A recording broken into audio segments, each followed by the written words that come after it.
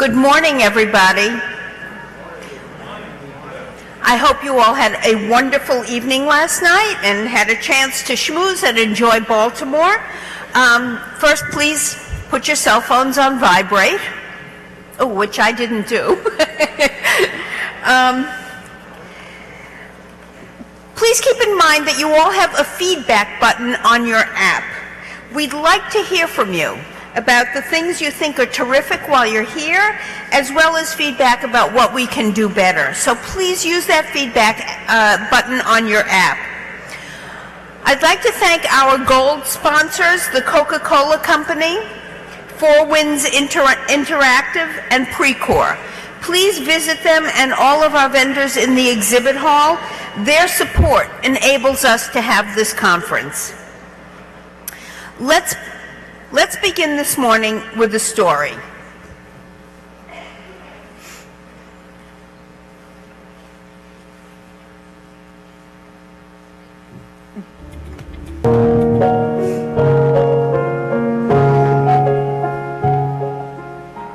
I'm passionate about the JWB, I think, because my parents were both Holocaust survivors, and all of my parents' friends growing up were survivors. And whenever I had a chance, I would talk to them about Europe, and I would talk to them about America, and every conversation was always about what a great country America was, what a great opportunity it had given them and their children. The manifestation of my father's feelings, I think, more than anything else for America, was his liberation from Buchenwald at the end of the war. My father was fortunate. He ran away, and he was hidden. He fought in the underground. He was hidden. He ran away again. He got captured. His story is the most amazing story. All the survivors had amazing stories. They didn't survive unless they had an amazing story. But I remember him, telling me that when the Third Army, when he was liberated, he said there was this massive arrival of trucks with food and doctors and clothing and blankets and nurses and chaplains, rabbis and priests and ministers. And he said he fell in love with America that day because not one ever asked him, who are you? What's your name? What's your religion? You're a Jew, you're a Catholic, you're a Protestant. The Americans never did ask who they were, just started treating everybody. And my dad said, I fell in love with America that day. He said, what kind of country produces people like that? That leaves an impact on you, and I felt very strongly that I wanted to do something to give back to America. And then when I learned about the JWB and I learned about the work that it was doing, and I always knew there were Jewish men and women in the armed forces, I just felt like I wanted to do something for them. And we were at a biannual convention. The person that spoke talked about the need to acquire, first to write and then acquire these small Torahs so that they could carry them in battle. And I remember the person telling the story about how when the first one of these small Torahs had been completed, one of it was assigned to two Marines to take the small Torah to the Middle East. They said to the rabbi, the chaplain, when they asked about what was in this box, there was a box and it was taped shut and it said military hardware secret on it. The rabbi said it's a Jewish sacred scroll, and trying to explain to them what the Torah was. And both of them said, don't worry about that. It's something that's tearing my eyes today when I think about it, because to me it represents what America is. They said, don't worry, nothing's going to happen to this while we have it. It will be protected. And I just thought to myself, that spoke volumes about what America meant, that two non-Jewish Marines were going to protect this Jewish Torah so that it could be sent to the Middle East so that the rabbi could conduct services for Jewish men and women in the armed forces. And it contrasted to my father telling me as a boy growing up how nothing was sacred in Poland that was Jewish. And that just, for me, just was the perfect thing. And when I learned that the JWB wanted to acquire more of these, I told Nancy, I said, I'm going to buy one of these, and we're going to dedicate it to these men that were really important in my life, who I really admired, who were all World War II combat veterans. His late father, Alan, his late partner, Arnold Fierstein, a man by the name of Leonard Jaffe, a man who was a pilot in the Navy, Irv Berg, who was a bombardier navigator in the Army Air Corps, Isidore Myers, who was a sergeant in Europe, and all of them saw combat, all of them were Jewish, and I just wanted to do something that connected them to this Torah. They were all alive to see the Torah started, and then some of them were not alive, unfortunately, when it was given to the chaplaincy corps. And it accomplished something that I always wanted to do. I wanted to connect my mom and dad somehow to this. That's why we're friends of the JWB. We feel that this represents for us some sort of small thank you to the men and women who liberated my parents, to their successors that liberated my parents and liberated other survivors. That's the reason.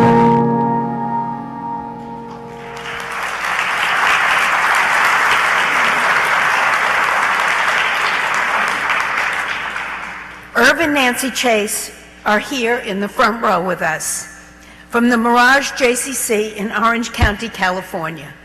Thank you for that wonderful testament.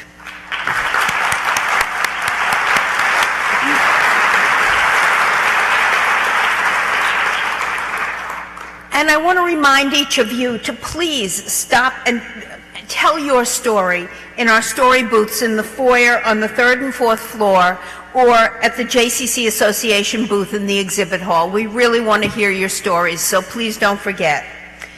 Now I'd like to welcome one of our partners from Israel. Many of you have partnerships with Matnasim community centers in Israel. It is a wonderful way to connect across the ocean and on the ground. Please welcome the chair of the board of IACC, Israel Association for Community Centers, Aviad Friedman.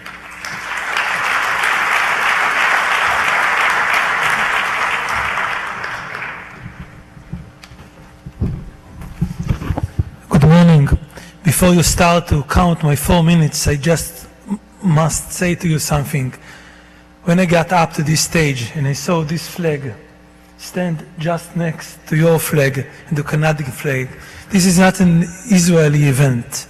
But when I got up and I see this, I understand the meaning of being one family, feeling that I belong to this room, and I want to say to you, thank you very much, and to share my excitement for this.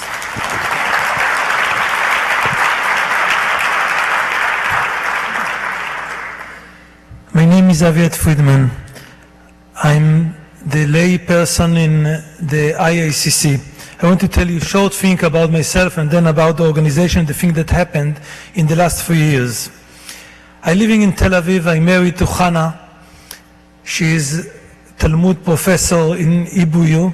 She grew up in Boston and she has much better English than me. It's not so difficult. We have 5 kids, and I'm still serving as a major in a special unit in military reserve. During my military service, I was major in Sayeret Golani. 5 years ago, I sold my company to Boston Scientific, and from 2011 I decided to be like you, like the good Americans, and try to be lay person, and I divide my time between business to volunteer. I decided, the Minister of Finance and Minister of Education asked me 3 years ago to become the chairman of the Matnasim. If I know the real thing, that the real situation there, I'm not sure that I will take my job. Because, you know, the thing that they told me, it wasn't the thing that I saw. I saw political board, 8 members out represent 9 parties, like, it's in Israel. Since 2001, we changed 8. CEOs and chairmen, our direct budget was go down and down, only 300 million shekel. But it wasn't a question of money. We lost our confidence. We lost the feeling that we're still important organization. It was a big fight between the workers and the union and the management. We were suffered and we tried to do 53 program that no one can do, focus on 53 programs. And we go down and down, and in 2013, we were only working on 127 centers, and which located in 540 locations. There are a lot of people in Israel that think that we have to close the Chevrat HaMatnasim and let every municipality work alone. There is not needed for something that, belong to the state. The first thing that we try to do, it's to change the board. We bring new people, none of them were connected to the parties, including one Haredi member, one Aravi. We think that it's important that we bring another people. We change all the high management there, and we sign some very important contract with the state. The state decided to double our budget. Now we are working on 600 million shekel. We clear our work plan. We decided to focus only on 7 issues that was very important to us. We decided to focus on 3 parts of Israel, the Haredim, Aravim, and the people who live in the periphery. We opened in the last 3 years 27 more matnasim, most of them in the periphery and the Haredim, on the Negev for the Bedouins, Druze, and etc. We started to work with the Israeli main company. We are working with partnership now with Teva, with Nuva, with Univer in Israel, with Telma, a lot of Israeli companies that we try to teach them the thing that we study here in the state, how we can collaborate between business people to organization. We understand that our operational principle is to give each one of the people feeling that his involvement, his participation, and this career line is important for us. We have place to every citizen in Israel. Now more than 2 million Israelis from all Israel, from Kiryat Shmona, from Metula to Eilat, from Beitar Elite and Modi'in Elite to Rat and Chura. 2 million Israel are attend to our activities at least once a week. Why I came here? I came here because I have a lot of things to study. I took all my management 6 months ago to New York, and we enjoy from 2 weeks that they teach us a lot of things that we can study here in the state. I spend a lot of time here in the state during the time that I have some business company that working here.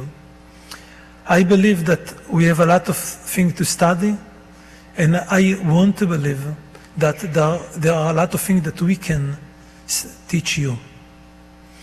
I believe in partnership. I believe that people from United States and all over the world can work with our Israeli association, and it will be good for everybody. It will be classic win-win situation.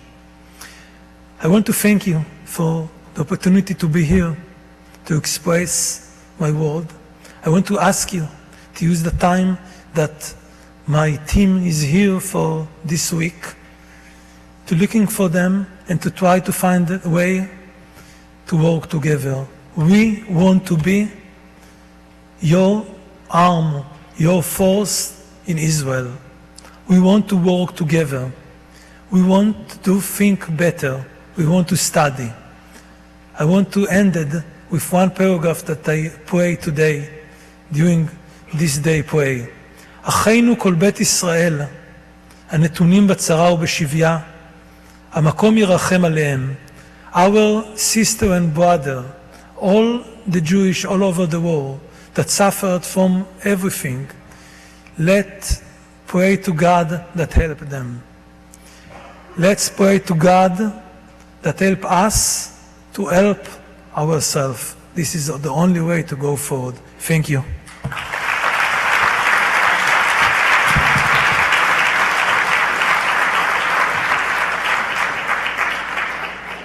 Ladies and gentlemen, please welcome JCC Association Interim President Alan Mann.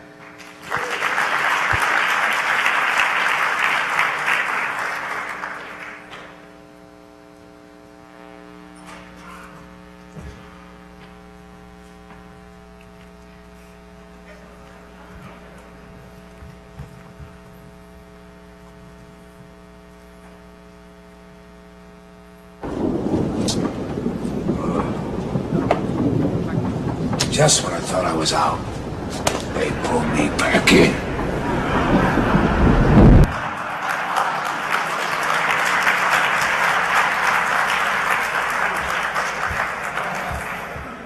Anybody have any questions? I didn't think so. We'll talk about that in a little while.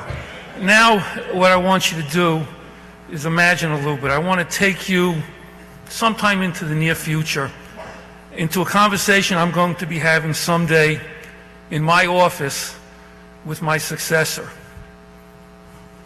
I got to get into character. Oh, hi. Come on. Nice to have you here. Sit down. Let's talk. I need to help you get involved in what's going on at JCC Association. You have a question? Oh. You wondering why I gave up a quiet, content, peaceful, happy retirement to come back, to travel from Boston to New York every week, to live in Hell's Kitchen, and to shave every morning again, huh? It's a good question. I'll tell you the answer.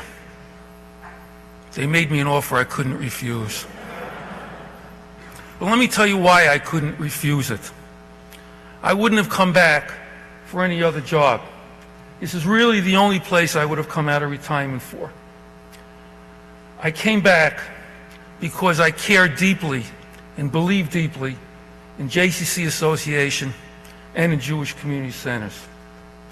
There's something special about what a JCC does for the people who enter its doors and for the community as a whole.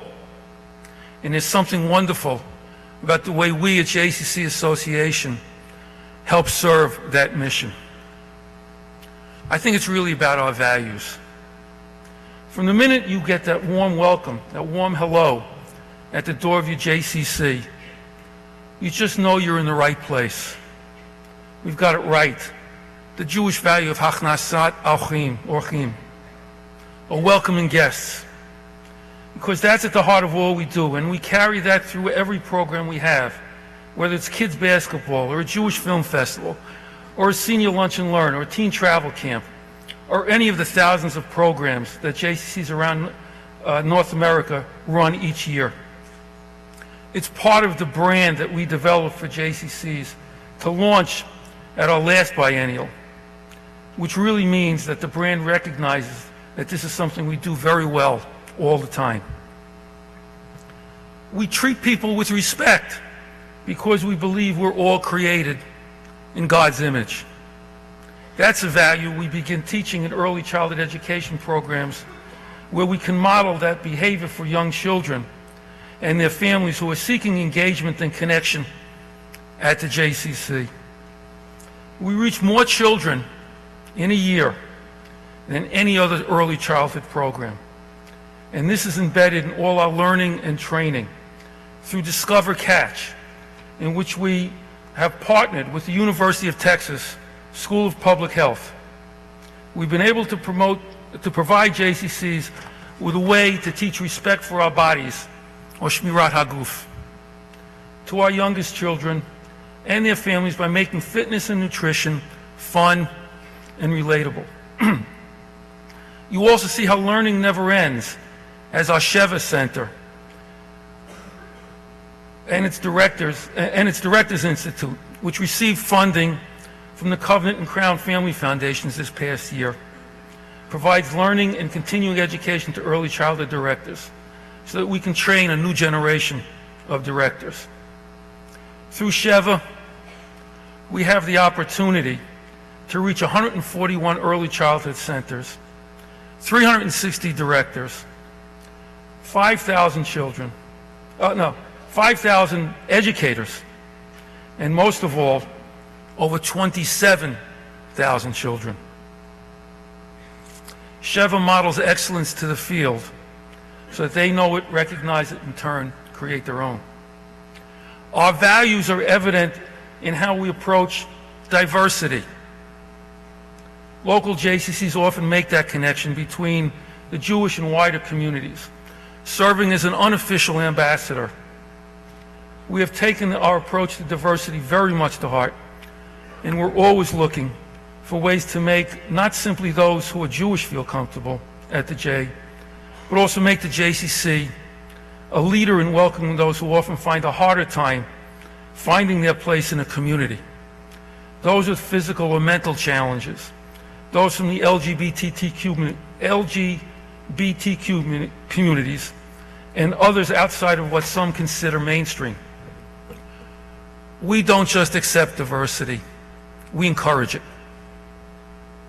These are all values that we carry throughout JCC Maccabi.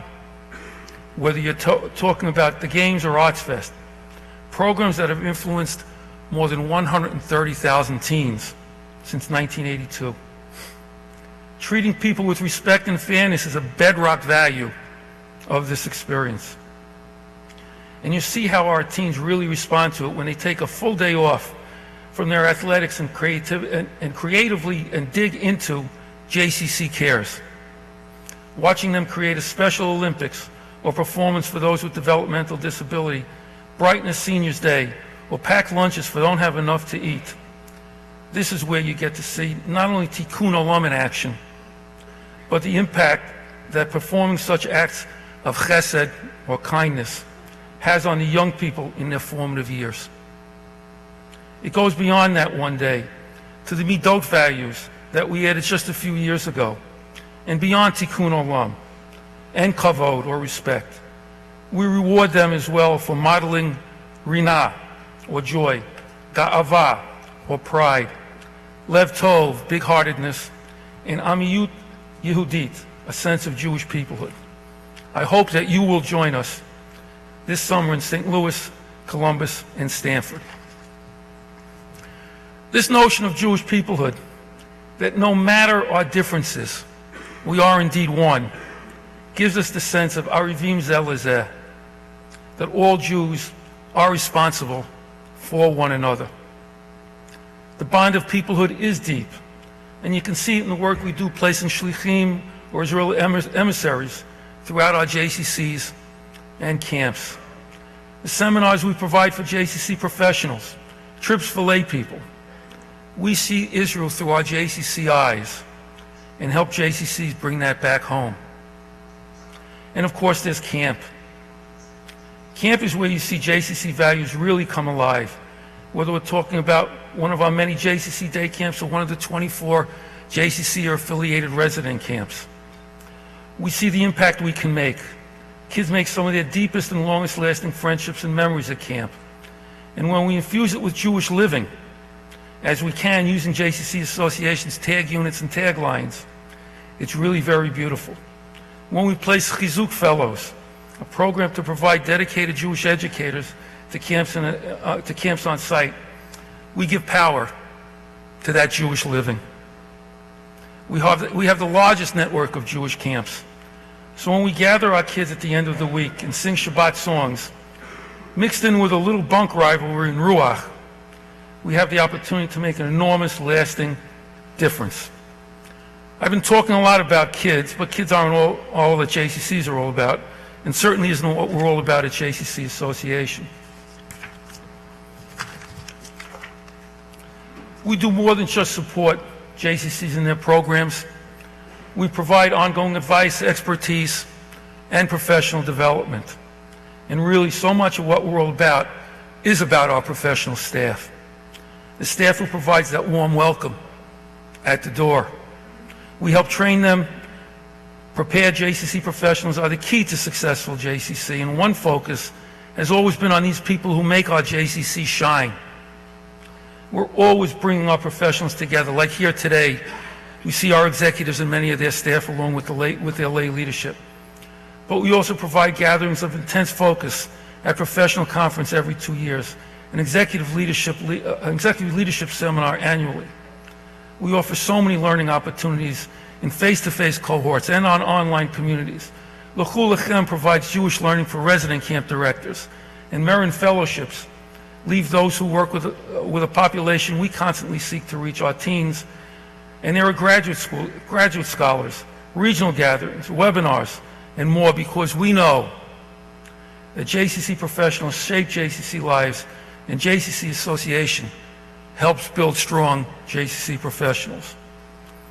One of our newest ways has been through talent management, which has just graduated its first group of Leapsters. Those are professionals who have been identified by JCCs in the talent management pilot as having high potential and exhibiting high performance. In the end, we had 10 JCCs in the pilot program, and we're about to start a second cohort this fall, which will allow more JCCs to identify, train, and retain the best and brightest employees for what some of us know can be a long career, sometimes a repeating career in JCCs. You're right, maybe I'm making things sound a little bit rosy. Like all Jewish organizations these days, we have our challenges, and I don't want to minimize them. In some ways, ours at JCC Association mirror those challenges JCCs have, keeping relevant in a changing Jewish world. We live in a fast-paced world with an increasing reliance on technology to provide the kinds of connections we once sought face-to-face at JCCs. As JCCs, we give people a reason to connect to each other and to the J. We look for new ways to provide value to them. It isn't easy, but right here at the Biennial, our business model task force is taking a close look at our agency. We're listening to the information we accumulated from the field, and the task force is taking a careful scan of what services JCC Association offers, which we should be in, how we will deliver them to JCCs, and what the cost of that will be. They'll be making a recommendation at the fall board meeting. Clearly, we're going to have to figure out some new ways of doing business as the needs of our communities change and our JCCs shift to meet them.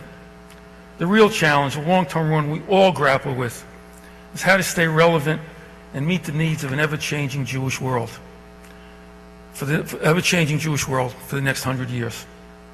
It's going to mean being flexible and creative, things we have proven to be good at, and it's going to take considerable funding. It's going to take considerable funding. Is anyone out there listening? Well, if I haven't scared you from taking the job, then I can assure you that we have always had to face challenges throughout our history. We were born in a time of strife, when America was about to enter World War I.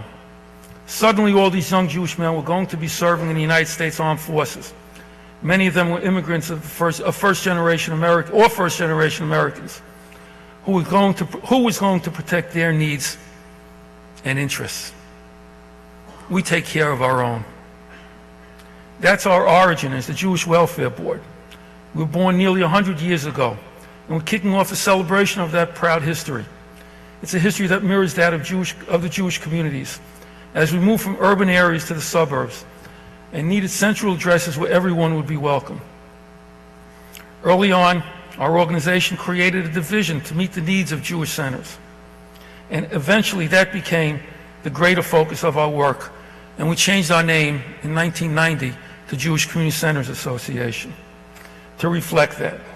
But we still support our men and women who serve with the only organization that endorses rabbis for the military chaplaincies from all streams of Judaism.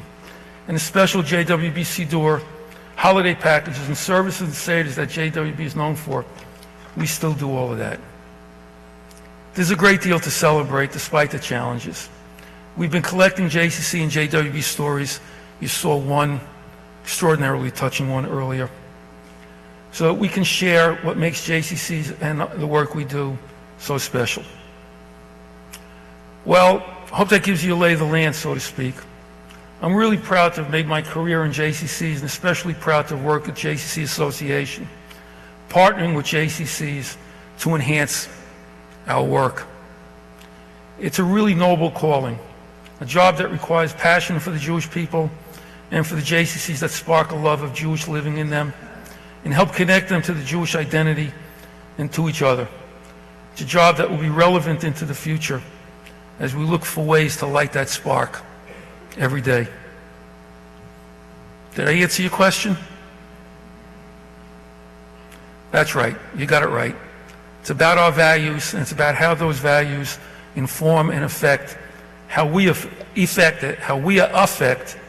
Jewish lives, and it makes JCCs and JCC Association so special. Just one piece of advice. This is very important work. Take the work seriously. Don't take yourself seriously.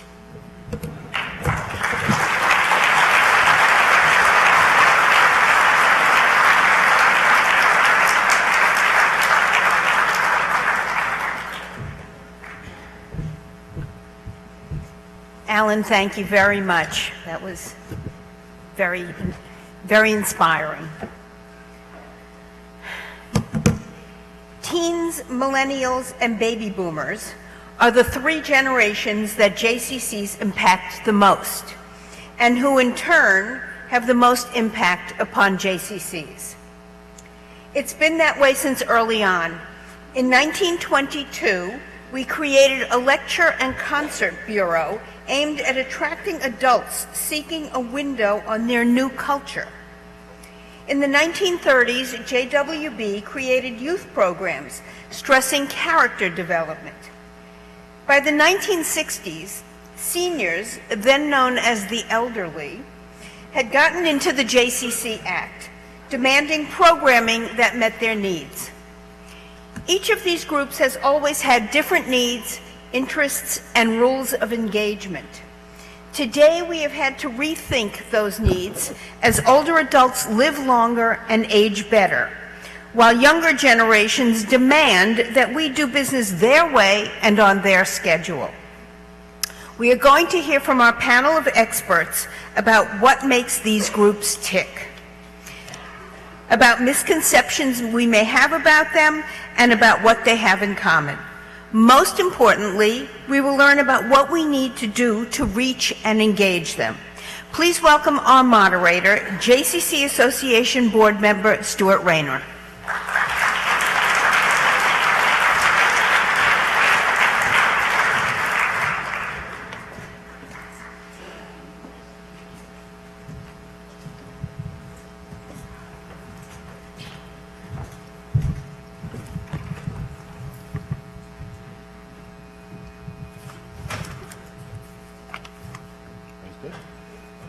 Good morning.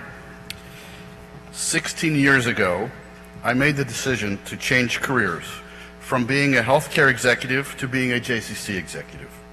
The reason I made that decision was simple. I wanted to spend my professional life pursuing what I was most passionate about in my personal life, involvement in Jewish community. Fast forward to 2016, and things look different than they did less than 2 decades ago. Research has shown that many Jews are moving away from the organized Jewish community and traditional Jewish institutions. They are seeking to express their Judaism in new and different ways.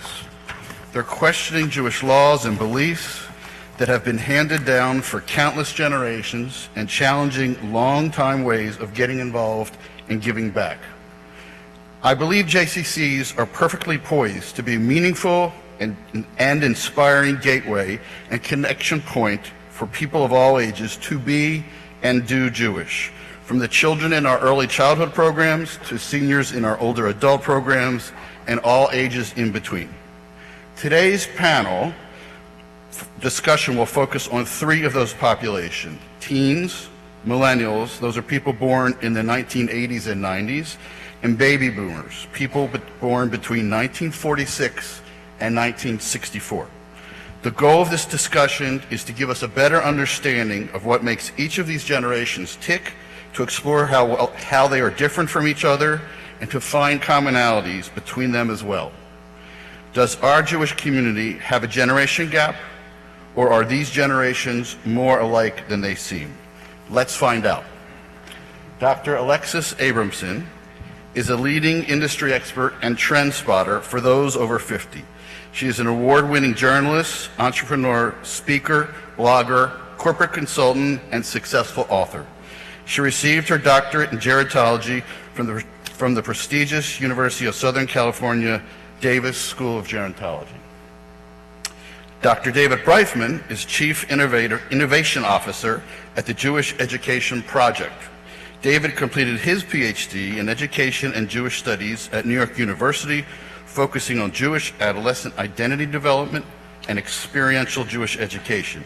He is also a graduate of the Wexner Graduate Fellowship Program. Rabbi Jessy works as a community rabbi and is the director of Charm City Tribe, a program of the JCCs of Greater Baltimore. A graduate of the University of Maryland, she received a master's in Hebrew Letters and Jewish Education, as well as her rabbinic ordination from the Hebrew Union College Jewish Institute of Religion in Los Angeles. And only yesterday, Jessy was named as one of the 32 rabbis included in the Forward's annual list of America's most inspiring rabbis. Mazel tov.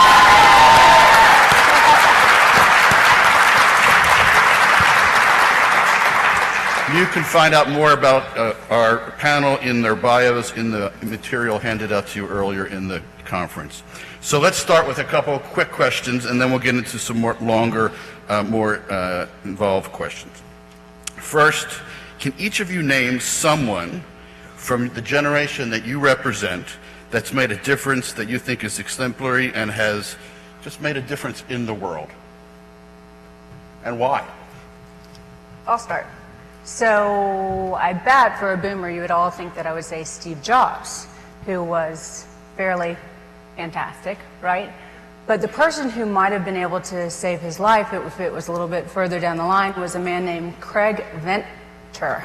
And he was one of the first scientists to sequence the human genome, which could eventually hold the cure to many, many of the diseases that are currently out there. So similarly, you might expect me to name Mark Zuckerberg, the founder of Facebook, but instead I'm going to share with you the names of two gentlemen, Brad Damphouse and Andy Ballister, who are the original founders of the GoFundMe campaign, essentially shifting the way that for later generations think about what it means to organize funds and make a difference with their money. Great. So I'll take Malala Yousafzai, young Pakistani teenager who basically exemplifies for teens today that they can change the world, and that she's done so with the aid of technology, but not because of technology. Okay, maybe we'll start with David this time and work the other way. So we all probably think of characteristics or traits about your generation. Tell us a few things that might surprise the audience. Well, teenagers today are probably the most self-indulgent, narcissistic, egotistical generation the world has ever known. Surprise. But they're also the generation that believes they can change the world like no other. And these two almost dichotomous parts of their characteristics work in tandem with one another. And for us to keep acquiescing to one and not the other is really just diminishing their potential to really save the world. And they're doing that at really outstanding numbers. The other thing I'd like to just emphasize is that I often hear about teenagers today that they're too busy to attend our activities and our programs. And I've got news for you all. They really, really are busy, but they're busy doing something else. They're not busy doing nothing. And the reason they're not coming to our programs is not simply that they're too busy, is they're actually valuing something other than what you might be offering them. So Don't confuse the notion that they're too busy with that they don't want to get involved. They're just getting involved with other activities that might not be yours. I would just echo that because, and I know we're supposed to kind of talk amongst ourselves a little bit, but research tells us also that boomers are more than happy to go somewhere else if they find programming and ideas and challenges that are more comfortable or thoughtful or more attuned to what they're looking for, that they're not as willing to stay with the JCC if they find other things where they're comfortable and happy. Great. Similarly with my millennials, I would say one attribute that I think is really important and shapes a lot of the work that we think of intergenerationally is I would say for millennials, the because that's what Jews do clause has fallen off. And so while a lot of the challenges that millennials raise may be similar to previous generations, this counterbalance that even if it doesn't have meaning or if it may not be what you would want, that you should do it anyways, may not be an operating assumption for this age demographic. This group is poised for constant change, and as I'm sure you all know, similarly to our technology, find more fascinating the potential for the next newest thing and the next update, unlike a tradition, say like circumcising your son at day 8, which is 5,000 plus years old. The magnificence of something new seems to be more astonishing than that of which has been around for so many thousands of years. And also, I think that you all pretty much know this, but that tendency to prioritize and nod towards the universal, so particularly for our interests of thinking about the Jewish community, it's hard to sometimes rope in the millennial demographic because they're looking for a more universal bent, while at the same time have an expectation that there will be an opportunity to tailor make or custom the experiences or the way they participate. Excellent. And I would just follow up with saying that 79% of boomers actually report that they don't want to ever retire, whether it be for financial reasons or just this whole, which we have an example right here, whether it be for financial reasons or because actually they are not as happy in retirement as you were. But, they say, oh no, I don't want to retire. I actually want to stay engaged and not be marginalized, which makes complete sense. From an intergenerational standpoint, though, this is an amazing statistic to me. Over 60% of baby boomers are currently financing and have living with them their adult children. Over 60%. We call that in the field the failure to launch. But when you think about how really closely akin we are from an intergenerational standpoint, I mean, if you've got over 60% that are at least engaged financially and that much of a part of their lives, then there's some influence from an intergenerational standpoint when it comes to being a part of the JCC. I would just say in response to that, what's interesting is not necessarily that that's the case, because I think about speaking to my grandmother's generation and even some of my parents' generation, that assumption that you would stay in your parents' home until you got married off. I think what's so fascinating about the phenomenon now is some of us could be 36, 37 years old and have yet to step into that stage of our life. And so it seems peculiar and potentially draws on more resources the way that that time period has been expanded. Great. So we're starting to pick up on some of the differences. What are some of the commonalities between the three different generations? Well, I think there are tons of commonalities, specifically between millennials and boomers.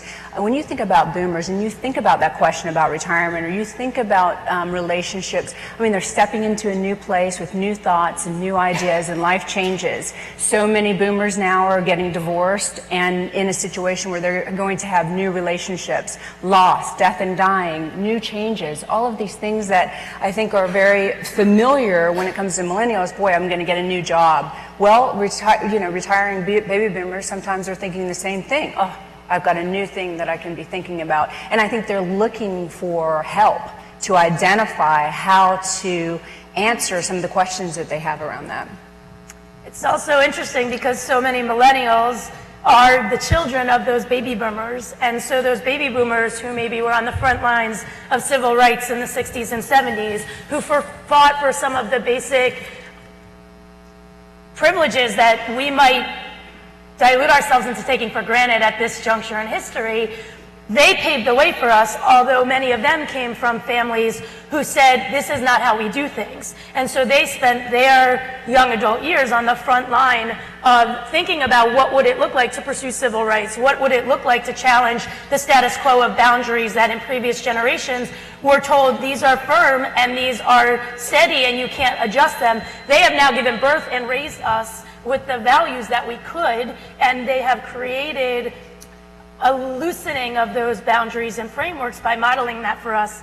But it presents on the flip side this question of, did we do too much? Is there any way to maintain a sense of form that will resemble anything that has come before it? Yeah, so there's a pervasive narrative about teenagers that they're rebelling against their parents and they're doing things to counter the offerings that their parents give them. We just completed a recent study of teens in North America, and we found out, a bit to our dismay, but not really when you look more closely, that today's teenagers are actually mimicking the values of their parents and even their grandparents to a certain extent. This is not so strange when you consider, and this is not meant to be a derisive comment, but their parents actually don't stand for anything like the parents of other generations. I mean, their values are so mitigated on so many levels, but our teenagers are actually enjoying participating in the activities and functions of their family, particularly those of the mother and particularly those of the grandmother. That does not mean, however, all of you should go out there and start creating intergenerational programming with teenagers and their parents. The last people that teenagers actually want to hang out with in their free time are their parents, but they don't mind hanging out with someone else's parents when that parent offers them something of particular value or is a real asset. So there's a lot to be learned, that they're actually communicating a lot better than we might actually have thought. One thing I would add, however, is that, and this is important for all of our generations, is some people have announced the death of Facebook as soon as the grandparents started getting involved with their grandchildren on Facebook. So how many of you are now following your children or grandkids on Facebook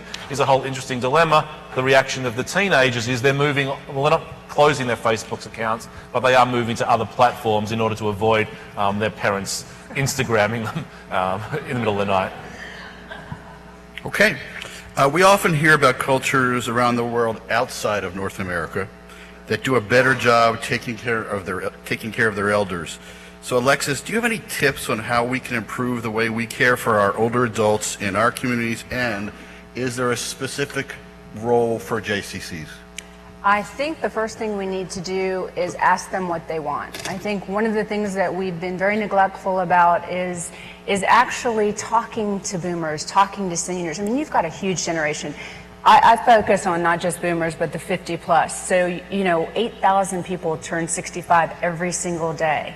And when you think about that huge number, they've got a voice and an opinion, but for some reason we tend not to ask them what it is. There's a beautiful place called Chianti in Italy, and one of the reasons why they say that they never retire is because they are always engaged, they're never marginalized, they're always thought about when it comes to what does it mean to be a senior, what does it mean to be a boomer, what are some of the things that you would like from us. And so I think that's the first thing. The second thing is to create more age-friendly environments. I think what we've done is we've really sort of put mature adults out to pasture. There's this life trajectory where we're going, it's all great, we're the ambassadors of our living, and boom, at 50 years old, we are invisible. And we're no longer thought of as being contributors unless it's financial. So creating an environment that's conducive to people wanting to join. And from a JCC standpoint, it goes back to asking the questions. And when you ask the questions, the number one thing that boomers in particular say that they want is to understand their next step in life. They want more meaning, they want more soulfulness, they want something that's not just how can I stay healthy, how do I eat correctly, how do all the things that we've been doing historically decade over decade over decade. They want us to be interested in what's happening in their lives, whether it be being an empty nester or it be being, newly married or illness, caregiving, these things that I think are very topical as opposed to being just historically the right way to do it. Okay. In many U.S. communities, the affiliation rate with traditional Jewish organizations is less than 30% and falling rapidly. Are younger generations going to return to the organized Jewish life we've led here for the past 100 years? If not, Who should be responsible for the upkeep of our existing facilities and infrastructure? Jessy, what's a community to do? Question you ask. I think about all of the wisdom to pull from Jewish tradition, but the wisdom that kept playing out in my mind as I was thinking about this was actually from the great scholar Joni Mitchell, from her song The Circle Game, where they say we can't return, we can only look behind from where we came. I think some of the challenges in the question, and it's an appropriate question because we ask this question all the time, when are your people going to come back to the way we've been doing things? I think the difficult thing that we need to engage with is that we are not returning. For most people in the millennial generation and all that will subsequently follow, we have already started to undergo this plate tectonic shifting that will not allow us to return to where we came from just by the mere developments of technology, mobility, and the way that we understand the framework in which we live our day-to-day lives. What does inspire me is that we have examples of this in Jewish tradition, and most importantly, I would call us to think about the experience of when the Israelites left Egypt and had to wander in the desert and figure out how to maneuver that experience in order to ultimately arrive at a more settled time. The very first thing that happened when the Israelites left Egypt was they got onto the other side of the sea and they said, what is this? We want to go back. And we all know that what was the experience for the Israelites in Egypt was not optimal and was not ideal. And yet the familiarity and what was comfortable, even in the midst of freedom on the horizon, caused a sense of, I want to return. So I think our challenge in thinking about how to navigate this direction we're heading in and bring the following generations into the fold while also maintaining a sense of integrity to the institutions and organizations we've built is to think about what does paradigm shift look like and how can we leverage Jewish tradition, who has provided us with these plate tectonic shifts in the past, and look at how, in what ways did the generation that wandered through the desert have recognition and recognizability to the generation that ultimately would settle in Israel, but how can we leverage that model that's created and provided for us from that period of time to think about how a generation of wanderers with no clear, uncertain way of where we're going to end up could think about how to overlay Jewish values and Jewish efforts. Can I just chime in there with a story of one of my colleagues, Rabbi Eli Konfer, who many years ago set up his own synagogue service, and before he knew it, he was the founder of the independent Minyan movement across North America, of all of these people, young millennials primarily, praying and doing social action in communities themselves. And he gives this whole talk about the principles of what these independent Minyanim are, and invariably someone in the audience, usually 70 years old, asks the question, what can we do to bring you back? And Eli, who's exceptionally smart but also exceptionally humble, gave an answer once that sticks with me, and he says, you just don't get it. Like, we're not coming back. And it's not, and then he goes on like, it's not your fault. We're just somewhere different than where you are.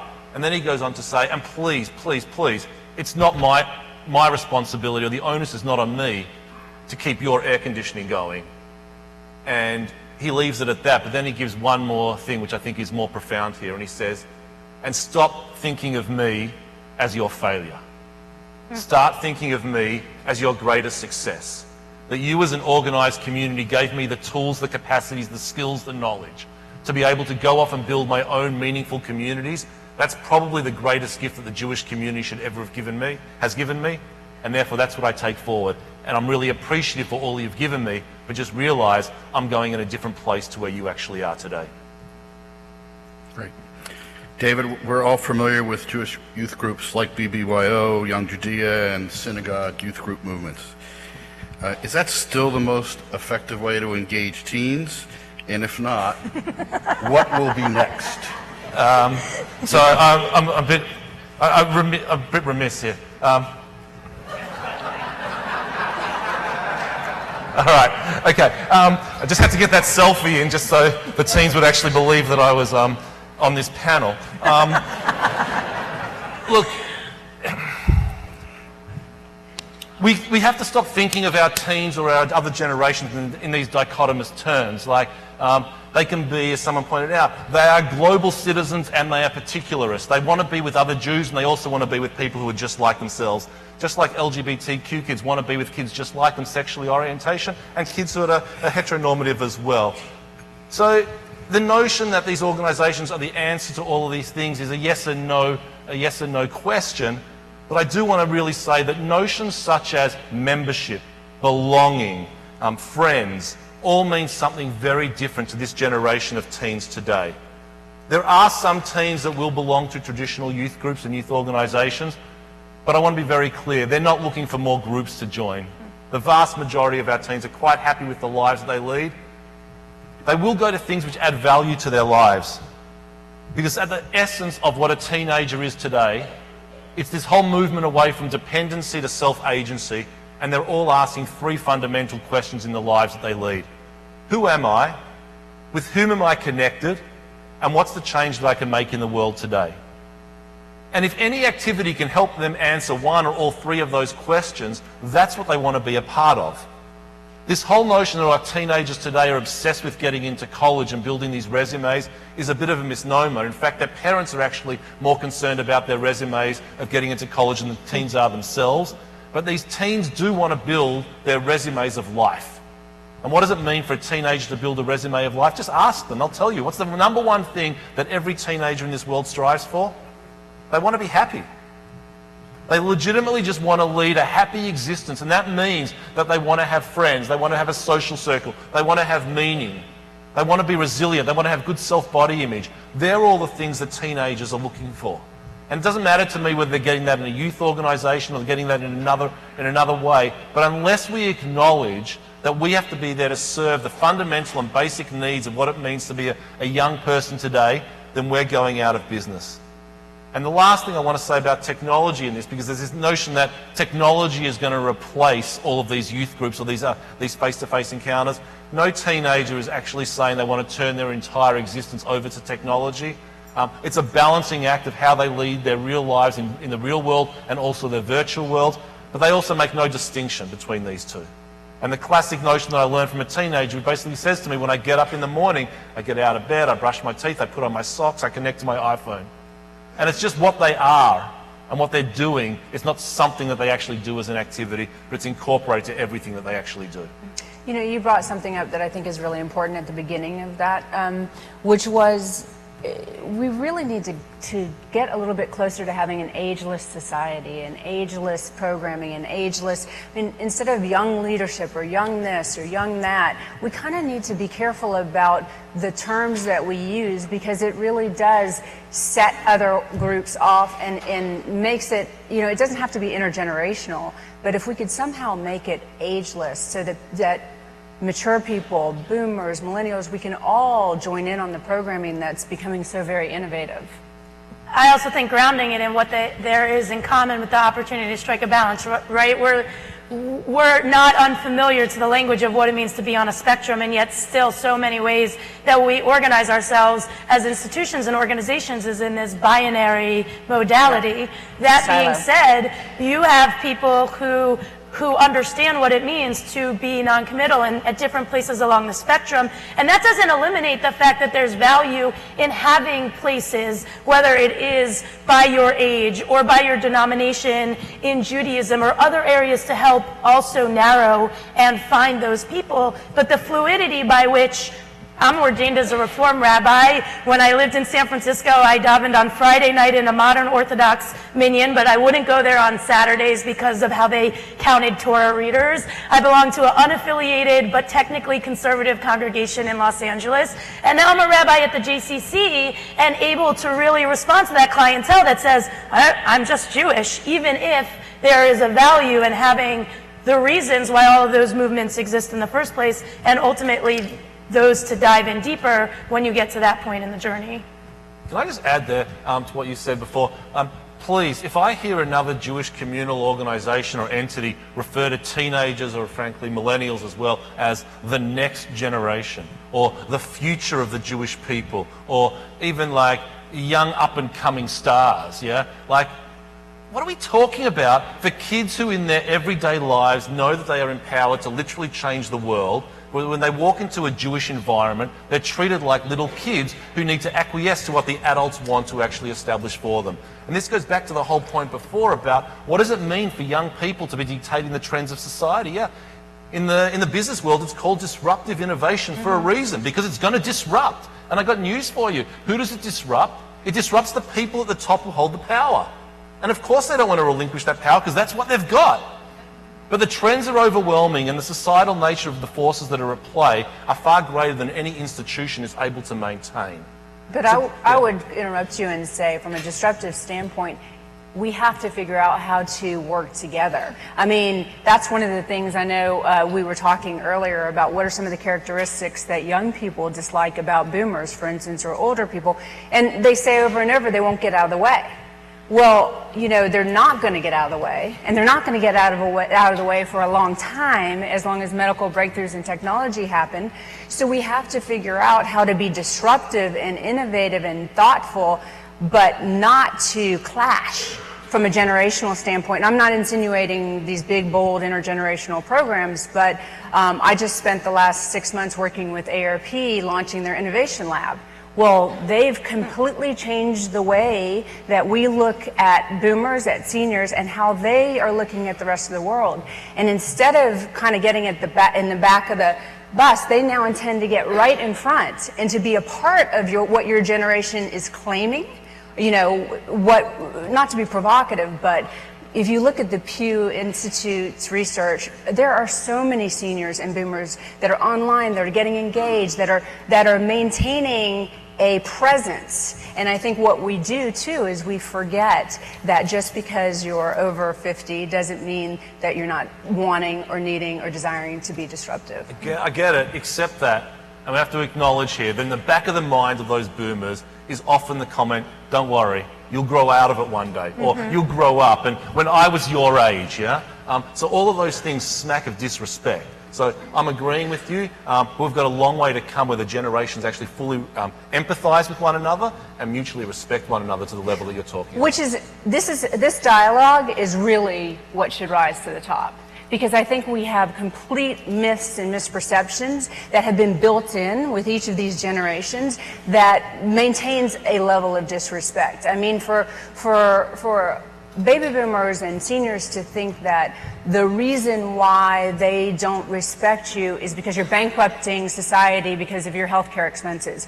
Well, there's a lot more legitimacy and conversation that needs to happen behind that, except for, oh, we'll have no money, we'll never have, Social Security, our roads are going to be crap, We just need to begin the dialogue between the actual people themselves, not just programmers, but the people who are going to be involved in these programs so that we can have very, very thoughtful dialogue and conversation. And I would just add on top of that I think that's the challenge that we all have in common, because that might be part of the framework and maybe on the challenge side less than the opportunity of technology. Finding depth or finding anything beyond the tweet version of it, whether you're talking about news or you're talking about these generational trends and behaviors, that's our challenge we all share, because we expect to have this much time before you pull out your phone and take that selfie, or while I'm checking my email while I'm paying attention to something. And most of us have convinced ourselves that we know how to operate that way.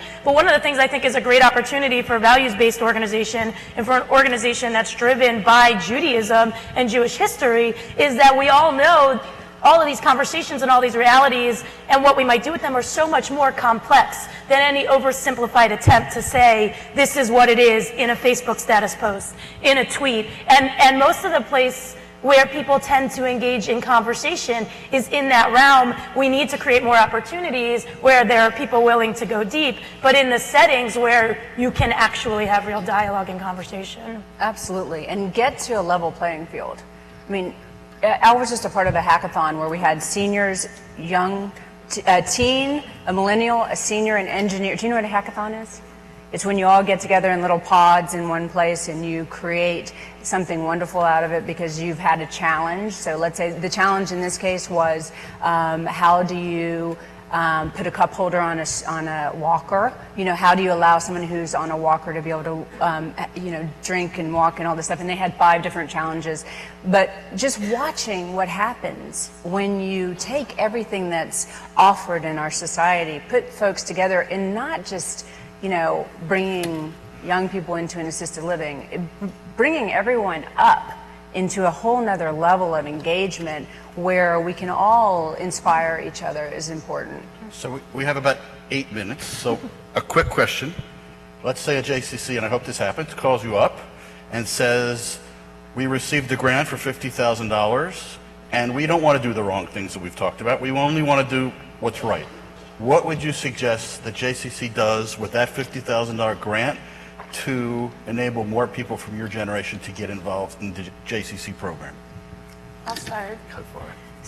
So I'll be submitting this grant if any of you are interested in funding it at some point down the road. I want to create a mitzvah mobile. Think of a food truck. Think of the whole ideas that food trucks stand for, which is they bring to you what it is they have to offer. They're consistent with their messaging, their branding, who they are. And in a lot of cases, some of them have actual brick and mortar establishments that you can come be a patron at, but to kind of take your show on the road. One of the opportunities I think it leverages is the opportunity to go outside of the walls that we currently operate in and to make a name for yourself and become recognizable in places that might seem unlikely, but if you can make the connection and spark people's interest and curiosity, you would be able to maybe ask them to have them ask the next question, which is, where else can I get more of this?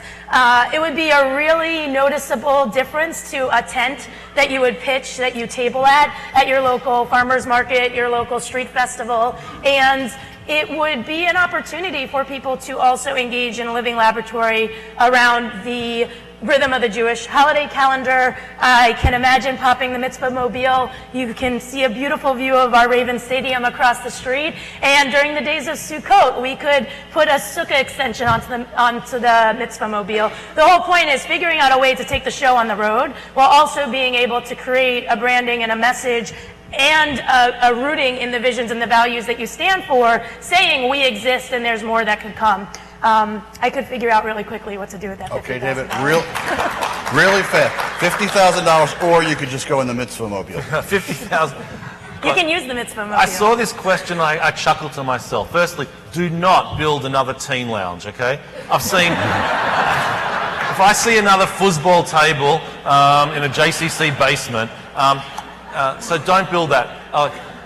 $50,000. That was for the boomers. Not for So look, the number one thing when you start talking about money and teenagers, please understand that teenagers are never, ever, ever going to make you money, right? Whether you want to call them a loss or you want to call them a loss leader, that's your choice, but I'm going to call them your investment. So whatever you're going to spend your 50 grand on for teenagers needs to be something significant, and I'm telling you now, $50,000 does not make one little dent in Jewish teen engagement. You'll be able to send 10 kids to Israel or 30 kids to summer camp, or maybe even create a new website, and ultimately none of that's going to achieve the scale you want to do. What is? Double the salary of your youth professional. That's what matters. The average teen youth professional stays in their job for about 2.5 years and then moves on to something else. That's not uncommon, but one of the reasons they cite is there's no career trajectory and no way for them to make a living. You keep that person in that position longer, they create more authentic relationships, they'll engage more teens. It's the number one thing that all of you should be investing that money in. Okay. So we're coming to a close. Just very briefly, what will the audience learn in the sessions that follow this in your individual program? So for mine, you'll learn how to capture the 50-plus consumer, the 50-plus member. You will also learn some of the ins and outs of the various generations within the 50-plus and what's meaningful to them and how to reach out to them. And I'll tell you there, too, my $50,000 idea. In the seminar that I'll be leading, we will have an opportunity to look 4 years into Charm City Tribe as a model for engaging young adults in their 20s and 30s here in Baltimore. My goal is to have you leaving this seminar with some Jewish language and ideas for how to understand this work as authentic to our Jewish agenda, and also some real practical ideas for model if you want to implement a program like this, or if you want to take some ideas and introduce it into programs and initiatives you already have. So I'm going to share with you some of the recent research that we've done about this narcissistic, horny, technologically engaged generation. But I want to make a really important statement about them. So you can dismiss the research as this is what teens do, but I want to share with you in this session that the trends that this generation is going through are precisely the trends that all of you need to be paying attention to, because that's your institution of tomorrow. And I'll say it quite clearly in the session, the JCC of today will not be, should not be, cannot be anything like the JCC of tomorrow, and we'll look at some of the particularistics of this generation which dictate some of the flows and the trends that should be accompanying that. Great, thank you. A quick commercial. The JCCA and the National Council on Aging is piloting a program called the Jewish Aging Mastery Program. It is a 15-session training program that helps engage baby boomers into your JCC. It's a great program. Steve Becker is somewhere and can help answer questions, and I believe they also have a table in the exhibit area. Thank you very much for your time. We appreciate it. All right. Well, congratulations. That's awesome. I don't know. Okay, I'll find my place. Thank you, Stuart, and thank you to our Stuart and to our very esteemed panel. That was wonderful, really terrific. I want to tell you that we did not have. Could I have your attention for just 2 more minutes, please? We did not have a Q&A session because of timing, but also because each of our experts are going to be leading a seminar at 11:15, along with 7 other seminar choices. So if you have questions for one of these terrific speakers, attend their seminar and you can delve deeper into each of their areas. You can see the other seminar descriptions in the program book, or go on the Biennial app and attend the one that most interests you. The seminars will be followed by a buffet lunch in the vendor area on the 3rd floor, and 2 of our seminar speakers, Judah Pollack and Bob Boone, will have their books available there. This afternoon we have our Size of City sessions, and then you will go directly to the buses from the Size of City sessions to the Greater Baltimore JCC for J Baltimore Live. Make sure you bring everything you need for the trip to the JCC with you to the Size of City sessions. We have a refreshment break now in the exhibit hall. Please visit our vendors, take photos with your delegation, and share your stories. One message to JCC Association staff. Could all the staff please stay behind just for a minute after this plenary ends? Thank you, and enjoy your afternoon.